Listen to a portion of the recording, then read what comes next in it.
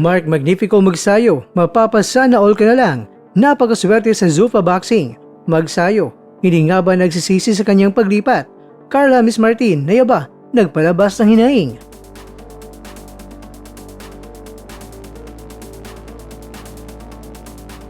Sa gitna ng kumukutitap na ilaw ng Las Vegas, Nevada, muling pinatunayan ni Mark Magnifico Magsayo na kabilang pa rin siya sa elite circle ng World Boxing.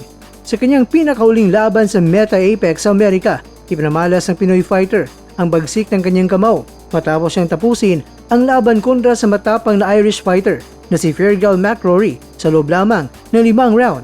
Mula sa simula, kontrolado na ni Magsayo ang tempo, bagamat agresibo si McRory at patuloy na sumusugod. Tila walang epekto ito sa dating world champion. Sa ikalawang round, ipinakita ni Magsayo ang kanyang bilis sa pamamagitan ng 3 sunod-sunod na hooks at mga leading right hands habang umatras. Pagsapit na ika-4 na round, doon na tuluyang nagiba ang depensa ni McRory. Isang matinding 4-punch combination ang pinakawala ni Magsayo na kung saan lahat ay tumama sa target. Isang left hook sa sikmura ang nagpahina sa Irish boxer. At bago matapos ang round, isang malakas sa kanan ang nagpapagewang-gewang dahil sa dami ng tinanggap na bugbog. Binalaan na si McRory ng kanyang trainer matapos ang round 4 at pagsapit sa round 5, tuluyan na itinigil ang laban upang iligtas si McRory sa mas malubhang pinsala. Umakyat ngayon ang record ni Magsayo na 29 wins, 2 losses at 90 knockouts. Abay ito ang ikalawang pagkatalo ni McRory sa loob ng 3 laban. Napakaswerte ni Magsayo, meron siyang $50,000 na performance bonus na agad naman natanggap ni Magsayo sa unang laban under Zuffa Boxing.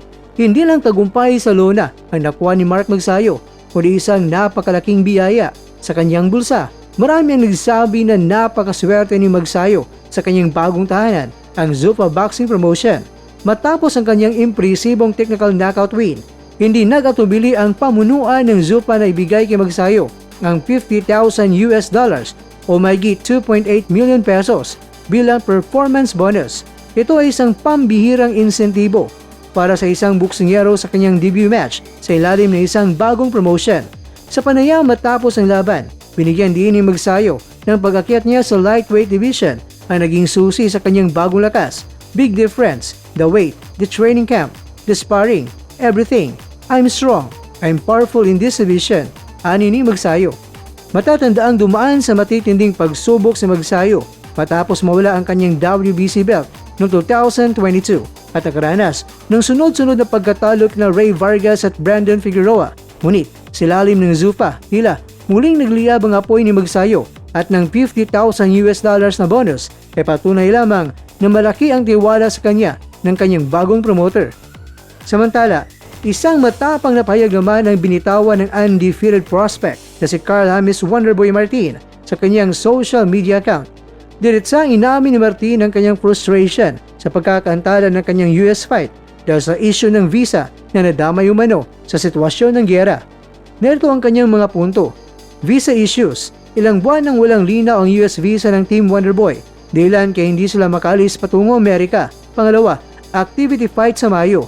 Dahil sa tagal ng huling laban, October 2025 pa sa Thrilla in Manila, nakiusap siya kay Boss Sean Gibbons na bigyan siya ng laban dito sa Pilipinas ngayong May 2026. Pangatlo, kalidad ng kalaban. Dito nagpakitang gila si Martin. Tumanggi siya sa mga pipitsuging kalaban na galing sa Thailand o Indonesia.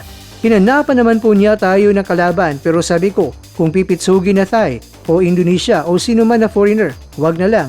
Mas maraming Pinoy fighters ang di hamak na mas magaling kumpara sa mga foreigners na lumalaban dito, ayon sa post ni Martin. Mga kakwento, binigyang diin ng Ifugao boxer na hindi siya kailangan ng makulay na pangalan sa poster kung wala ng kalidad ng laban. Mas gusto pa niyang makaharap ang kapwa Pinoy. Mas gusto pa niyang makaharap ang kapwa Pinoy kung ito ang magbibigay sa kanya ng tunay na hamon. Nako, delikado ito. Baka Martin, gagayain si Magsayo. Ano sa tingin niyo kakwento?